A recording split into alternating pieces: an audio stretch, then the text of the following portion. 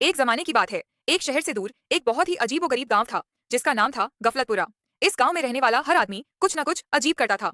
गांव का सबसे आलसी और कामचोर आदमी था किशोरी लाल, जिसे लोग प्यार से खटिया किंग बुलाते थे, क्योंकि वह अपनी खाट से सिर्फ खाने और फिर से सोने के लिए ही उठता था। एक दिन गांव के मुखिया ने घोषणा की कि गफलतपुरा को शहर से जोड़ने वाली सड़क बहुत खराब हो गई है और उसे तुरंत बनाना होगा। सभी गांव वाले काम से बचने के लिए बहाने बनाने लगे। तभी किशोरी लाल ने एक शानदार लेकिन मूर्खतापूर्ण प्लान बनाया। वह गांव वालों के सामने गया और जोर से चिल्लाया, अरे गफलतपुरा के महान आलसियों, हमें सड़क बनाने की जरूरत नहीं है, हमें अपनी आदतें बदलनी होंगी। आज से हम सब मिलकर उल्टा चलने की प्रैक्टिस करेंगे। जब हम उल्टे चलेंगे तो सड़क पर हमारे पैरों के निशान सीधे पड़ेंगे और सड़क अपने आप सीधी हो जाएगी।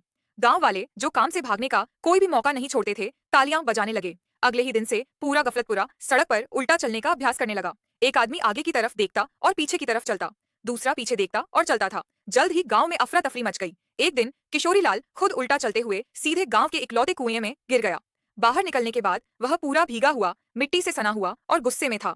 उसने मुखिया से शिकायत की, मुखिया जी, यह उल्टा चलने का प्लान पूरी तरह से फेल हो गया, मैं कुएं में गिर गया। मुखिया ने अपनी पगड़ी ठीक की और बड़े शांत भाव से जवाब दिया, किशोरी लाल, तुम तो कुएं में गिरकर भी इतने खुशकिस्मत हो। पूरे गांव को देखो, उन्होंने तो तुम्हें बचाने के लिए उल्टा दौड़ना शुरू कर दिया है, ताकि वह तुम्हें गिरने से पहले ही बचा लें। तुम्हारी वजह से गांव में अब दो तरह के व्यायाम हो रहे हैं, उल्टा चलना और उल्टा दौड़ना। तुम सचमुच महान हो।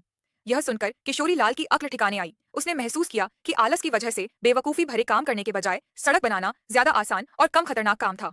शर्मिंदा होकर किशोरी लाल ने अगले ही दिन कुल्हाड़ी उठाई और खुद ही सड़क बनाने का काम शुरू कर दिया। बाकी गांव वालों को जब लगा कि उनका खटिया किंग काम कर रहा है, तो उन्हें भी काम करना पड़ा और इस तरह गफलतपुरा में सड़क भी बनी और उल्टा चलने का बेवकूफी भरा चलन भी खत्म हुआ। किशोरी लाल अब भी आलसी था, पर कम से कम उसने अपनी खाट से उतरकर सच का सामना करना सीख लिया था।